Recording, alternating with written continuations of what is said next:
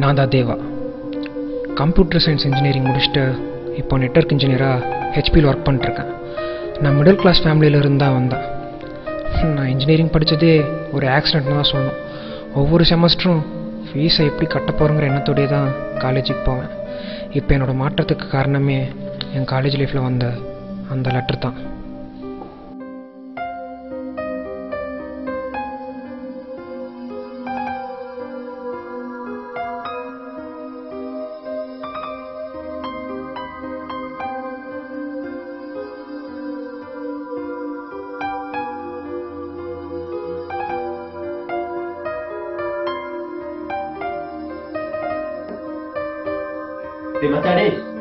மச்சாடே லெட்டர்டா.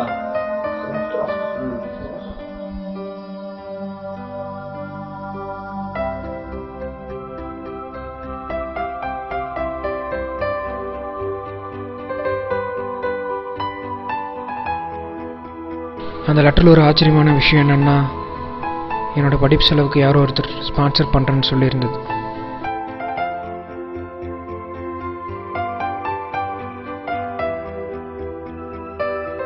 அந்த லெட்டர்னால் எனக்கு சந்தோஷமாக இருந்தாலும் அதை அனுப்புனது யாருன்னு தெரிஞ்சுக்கிற ஆர்வம் தான் எனக்கு ரொம்ப அதிகமாக இருந்தது. அந்த லெட்டர் அனுப்புனது யாருன்னு கண்டுபிடிக்க நான் தேட ஆரம்பித்தேன்.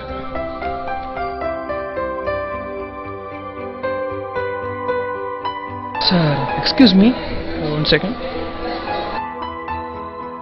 இந்த மாதிரி அட்ரஸ் இங்கே இல்லைங்களே, கொஞ்சம் பார்த்து சொல்லுங்கள் சார். இல்லைங்க, இந்த ஏரியாவில் இந்த மாதிரி அட்ரஸ் இல்லைங்க.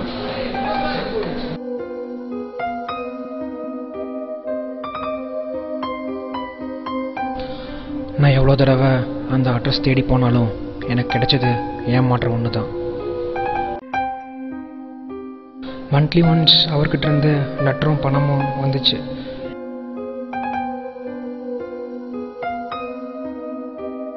அவரோட எழுத்துக்கள் எனக்கு ஒரு இன்ஸ்பிரேஷனாக இருந்துச்சு.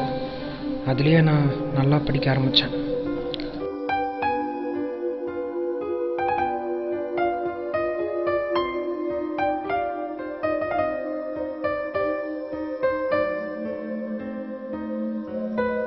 நான் நினச்ச கம்பெனிலேயே நல்ல வேலையும் கிடைச்சது. எனக்கு வேலை கிடைச்சதுக்கப்புறம் அவர்கிட்ட இருந்து லெட்டரும் பணமும் வரவே இல்லை.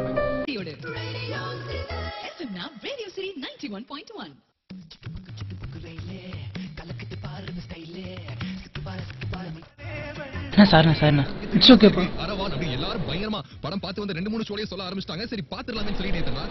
என்ன படிச்சிருக்க? மேலே படிக்கலையா? அந்த அளவுக்கு வசதி இல்லைண்ணா.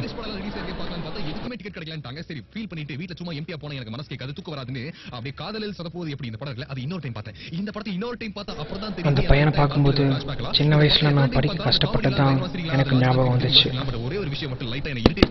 ஓ சாரி. எங்க வீட்ல ஒரு நாய்க்குட்டி இருந்துச்சு. அந்த நாய்க்குட்டி பேரு நியூட்டன். அது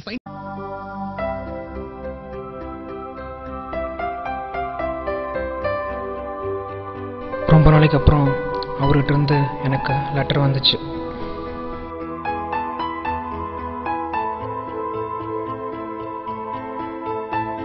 அதில் என்ன இருந்ததுன்னா,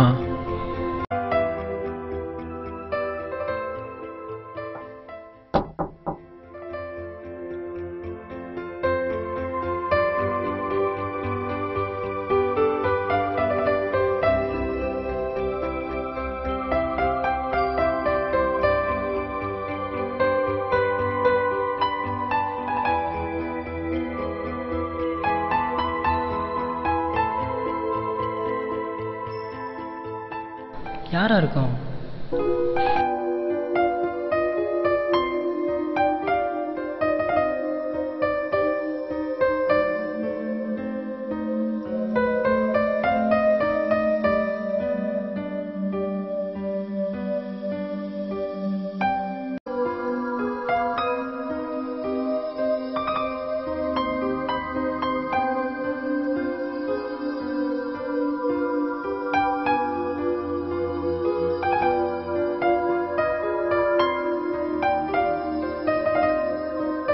முகம் தெரிஞ்சு தான் உதவி செய்யணுங்கிறது இல்லை, முகம் தெரியாமையும் உதவி செய்யலாம்.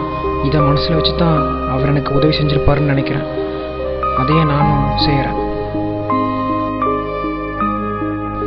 கொடுக்க கொடுக்க பெறுகிறது சந்தோஷமும் கல்வியும் மட்டும்தான். நேற்று அவர், இன்னைக்கு நான், 2 நாள் ஆகும், 4 8 ஆகும். It's like a chain reaction. And now it's your turn.